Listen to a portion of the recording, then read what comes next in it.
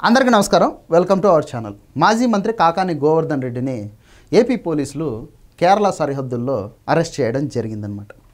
కాకాని గోవర్ధన్ రెడ్డి గురించి మనం కొత్తగా చెప్పుకోవాల్సినటువంటి అవసరం లేదు. ఎందుకంటే ఆయన గారికి ఆల్రెడీ కోర్టు దొంగ అనేటటువంటి గొప్ప బిరుదుని ప్రజలు ఇవ్వడం జరిగిందనమాట.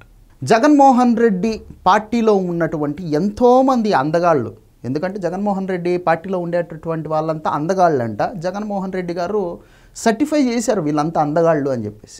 కొడాల నానిని, దేవినేని అవినాష్ని, పేర్ని నానిని, అంబటి రాంబాబును, కాకాని గోవర్ధన్ రెడ్డిని, ఇట్లా ప్రతి ఒక్కరినే ఆయన అందగాళ్ళు మా వాళ్ళంతా అని చెప్పి గర్వంగా చెప్పుకుంటూ ఉంటాడు.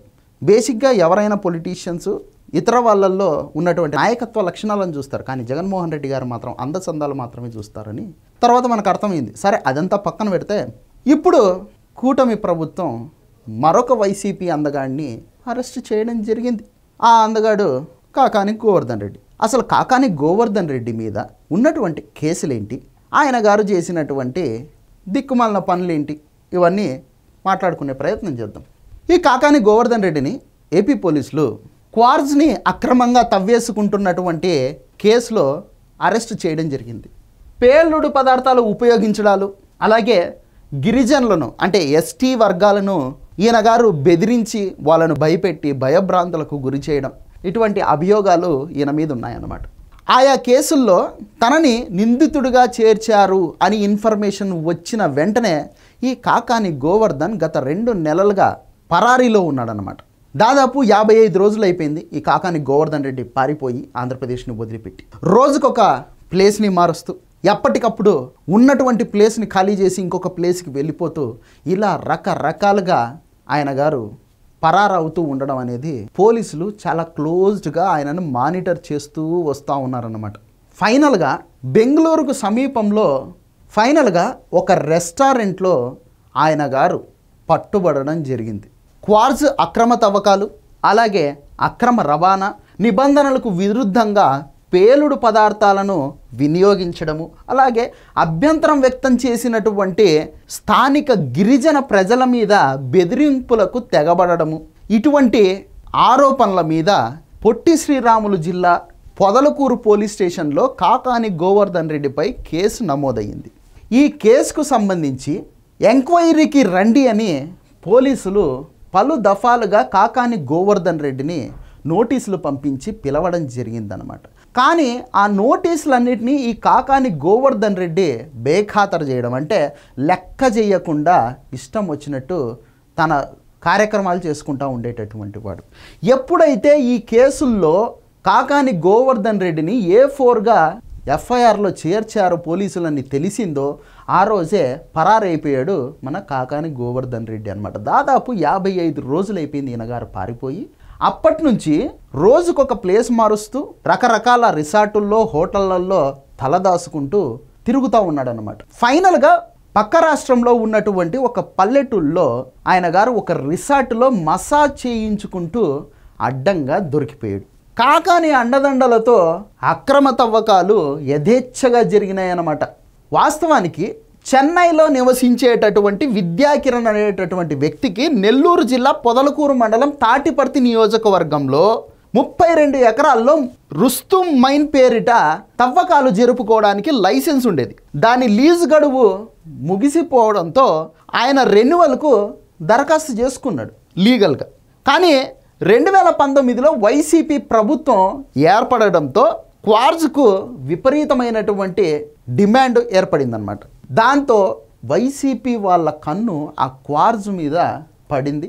ఇక ఈ కాకాని గోవర్ధన్ రెడ్డికి జగన్మోహన్ రెడ్డి గారు మంత్రి పదవిని కూడా ఇవ్వడంతో ఈ కాకాని గోవర్ధన్ రెడ్డి అండదండలు చూసుకొని ఈ తాటిపర్తి దగ్గర ఉన్నటువంటి ఈ 32 ఎకరాలలో ఉన్నటువంటి క్వార్జ్ని అక్రమంగా తవ్వేసుకొని విచ్చలవిడిగా అక్రమంగా రవాణా చేసుకొని కోట్లు దండుకోవడం జరిగిందనమాట. ఇక ఈ విషయం పైన ప్రతిపక్షాలు ఎవరైనా సరే కాకాని గోవర్ధన్ రెడ్డిని నిలదీసిన, లేకపోతే నిరసనలు తెలియజెప్పిన ఈ కాకాని గోవర్ధన్ రెడ్డి ఏం చేసేవాడో తెలుసా? మామూలుగా హిజ్రాలు ఉంటారు కదా, ఆ హిజ్రాలని ఈ నిరసనలు తెలిపేటటువంటి వాళ్ళ మీదకి రెచ్చగొట్టి పంపించేవాడు అనమాట. అంటే ఆడవాళ్ళను పంపించడు, మగవాళ్ళను కూడా పంపించడు, ఎందుకంటే ఎదుర్కొనేటటువంటి అవకాశం ఉంటుంది ప్రత్యర్థులకు కూడా. అదే హిజ్రాల్ అంటే వాళ్ళని ఏమీ అనలేరు కాబట్టి వాళ్ళని రెచ్చగొట్టి ఈ నిరసనలు తెలిపే వాళ్ళ మీద పంపించేవాడు. అప్పట్లో తెలుగుదేశం పార్టీ నాయకుడు సోమిరెడ్డి చంద్రమోహన్ రెడ్డి గారు దీని మీదనే దీక్ష చేపట్టడం జరిగింది. కాకాని ఆదేశాల మేరకు వైసీపీ నేతలంతా కలిసి హిజ్రాలను రౌడీలను ఆయన పైకి ఉసిగొల్పడం జరిగిందనమాట. సోమిరెడ్డి చంద్రమోహన్ రెడ్డి ఈ అక్రమ తవ్వకాలపై కలెక్టరు, ఎస్పీ, అలాగే ప్రభుత్వ ప్రధాన కార్యదర్శి, డీజీపీ, ప్రధానమంత్రి, కేంద్ర మంత్రుల వరకు కూడా చాలాసార్లు ఆయన ఫిర్యాదులు చేయడం జరిగింది. ఇక సార్వత్రిక ఎన్నికలకు ముందు గనులు అలాగే రెవెన్యూ శాఖ వాళ్ళు చేసినటువంటి సర్వేలో దాదాపు 61,313 టన్నుల క్వార్జ్ని అక్రమంగా తవ్వేసుకొని ఈ కాకాని అండ్ బ్యాచ్ అమ్మేసుకొని కోట్లు గడించారు అని చెప్పేసి తేల్చడం జరిగిందనమాట. దీంతో సీనరేజీ ఛార్జీలతో సహా కలిపి మొత్తంగా 7.56 కోట్ల రూపాయల జరిమానాను ఈ కాకాని అండ్ బ్యాచ్కి రెవెన్యూ డిపార్ట్మెంటు వేయడం జరిగింది. ఇక ఇదే కేసులో వైసీపీ తరఫున రాయలసీమ ఎమ్మెల్సీగా పోటీ చేసినటువంటి శ్యాంప్రసాద్ రెడ్డి, అలాగే వాకాటి శివారెడ్డి, శ్రీనివాసులు రెడ్డిలను A1, A2, A3లుగా చేర్చారు. తర్వాత కాకాని గోవర్ధన్ రెడ్డిని A4గా చేర్చడం జరిగిందనమాట. ఎంక్వైరీ కోసం నోటీసులు ఇవ్వడానికి వెళితే మొదట ఆన్లైన్ మూలకంగా వాళ్ళకు నోటీసులు పంపించారు, వాటిని వాళ్ళు యాక్సెప్ట్ చేయలేదు. తర్వాత ఫిజికల్గా నోటీసు ఇవ్వడానికి వెళితే కాకాని గోవర్ధన్ రెడ్డి అప్పటికే పారిపోయినట్టు పోలీసులకు తెలిసింది. అప్పటి నుంచి కాకాని గోవర్ధన్ రెడ్డి మీద వీళ్ళు నిఘా పెట్టడం జరిగింది. ఆయన ఎక్కడ పోతా ఉన్నాడు, ఏం చేస్తూ ఉన్నాడు, ఎక్కడ తిరుగుతూ ఉన్నాడు, మొత్తం అన్నీ అని చెప్పేసి మానిటర్ చేసి మొత్తానికైతే లడ్డు దొరికినట్టు దొరికాడని చెప్పేసి ఎత్తుకొని రావడం జరిగింది. ఇక వైసీపీ ప్రభుత్వంలో వ్యవసాయ శాఖ మంత్రిగా ఉన్నటువంటి ఈ కాకాని గోవర్ధన్ రెడ్డి అధికారం ఉన్నంత వరకు అడ్డు అదుపు లేకుండా పేట్రేగిపోయేవాడు అనమాట. అనేక అక్రమాలకు పాల్పడ్డాడు కూడా. కూటమి ప్రభుత్వం అధికారం చేపట్టాక ఈ కాకాని గోవర్ధన్ రెడ్డి చేసినటువంటి అక్రమాలు ఒక్కొక్కటిగా బయటికి వస్తూ ఉంటే వాటి మీద ఈ కాకాని గోవర్ధన్ రెడ్డి తాడేపల్లి ప్యాలెస్లో ఉన్నటువంటి పార్టీ ఆఫీస్లో ప్రెస్ మీట్లు పెట్టి ఇష్టం వచ్చినట్టు పేట్రేగిపోయి మాట్లాడేవాడు అన్నమాట. నేను సాంప్రదాయని శుద్ధపూసని లాంటి, నేను నిప్పు లాంటి పట్టుకుంటే మీరు మాడి మసైపోతారు, నన్ను మీరేం చేయలేరు, అది ఇది అని చెప్పేసి ఈయన గారు పెద్దగా మీసాలు దిప్పి తొడలు కొట్టి రండిరా చూచుకుందాం మీ పెతాపము మా పెతాపము అని చెప్పేసి మాట్లాడాడు. ఫైనల్గా ఏం చేశాడు అంటే పారిపోయాడు. మొత్తానికి ఈ కోర్టు దొంగ కాకాని గోవర్ధన్ రెడ్డి అట్లా మసాజ్ స్పాలో అడ్డంగా దొరికిపోవడం జరిగింది. అయినా లేటు వయసులో ఇలా మసాజులు చేయించుకుంటూ అట్లా ఎట్లా బాస్ మాకు అర్థం కాదు.